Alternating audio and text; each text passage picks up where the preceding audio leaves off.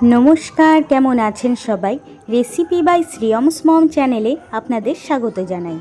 आज आमी आपनादेर साथे पोस्तो पाबदार रेसिपि शेयर करछि। तो चलुन रान्नाटी देखे नेওয়া যাক। बाजार थेके कर्ता मशाई बेश बड़ो बड़ो पाबदा एने दिएছে, ताई भाबलाम এই রেসিপিটিই করব।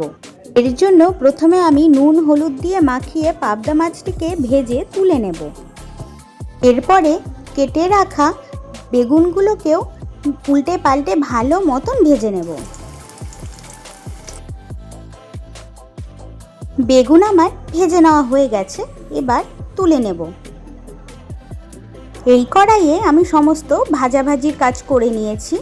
তার বেঁচে যাওয়া মাছের তেলটিকে একটি ফ্রাই প্যানের মধ্যে দিয়ে ভালো করে গরম করে নেব। তেল আমার গরম হয়ে গেছে, এবার গোটা জিরেকে ফোড়নে দিয়ে দেব। ফোড়ন থেকে সুন্দর গন্ধ ছাড়লে এবার বেটে রাখা মশলা দিয়ে দেব। এই মশলার মধ্যে আমি দিয়েছি পোস্ত, কাজু আর লঙ্কা। আশা করি মশলাটি আপনাদের বুঝতে কোনো রকম অসুবিধা হয়নি। এবার মশলার বাটি ধোয়া জল দিয়ে দেব। রান্নাটি লো আঁচে করতে হবে। মশলাটি ভালো করে খুন্তির সাহায্যে মিলিয়ে নিচ্ছি যাতে তেলের সাথে একদম মিশে যায়।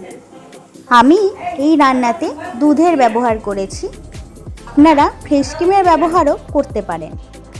রান্নাটি আমি সম্পূর্ণই লো আঁচে করব যাতে দুধ ফেটে না যায়।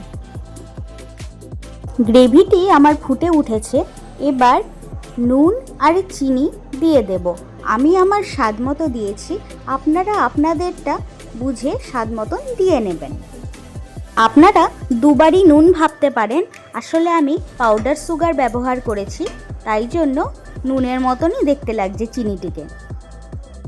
এবার ঢাকা চাপা দিয়ে 5 মিনিটের মতো গ্রেভিটিকে ফুটতে দেব।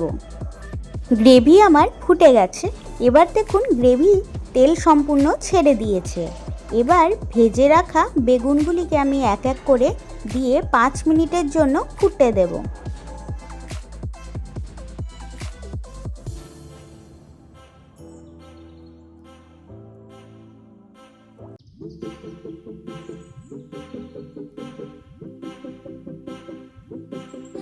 এখানে দিয়েছি দুটো চেরা কাঁচা লঙ্কা সুন্দর গন্ধের জন্য।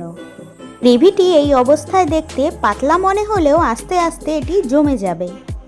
এবার ভেজে রাখা পাবদাগুলোকে দিয়ে দেব।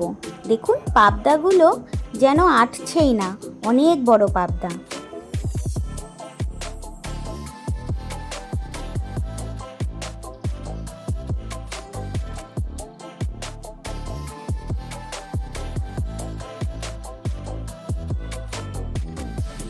মাছগুলি নরম হয়ে আসা পর্যন্ত একটু ফুটিয়ে নেব।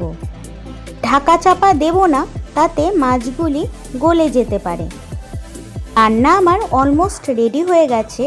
এবার গার্নিশিংয়ের জন্য লাল রঙের কাঁচা লঙ্কা ওপর দিয়ে দেব আর সুন্দর গন্ধের জন্য ওপর থেকে ছড়িয়ে দেব কুচনো ধনেপাতা। এবার গ্যাসের ফ্লেম বন্ধ করে 5 মিনিটের মতো ঢাকা চাপা দিয়ে গরম গরম ভাতের সঙ্গে সার্ভ করে নিন পোস্ত পাবদা। ফাইনাল লুকটি আপনারা দেখে নিন। এভাবে পোস্ত পাবদা বাড়িতে একবার বানিয়ে ট্রাই করে আপনারা আমাকে কমেন্টে জানাবেন যে কেমন লাগলো।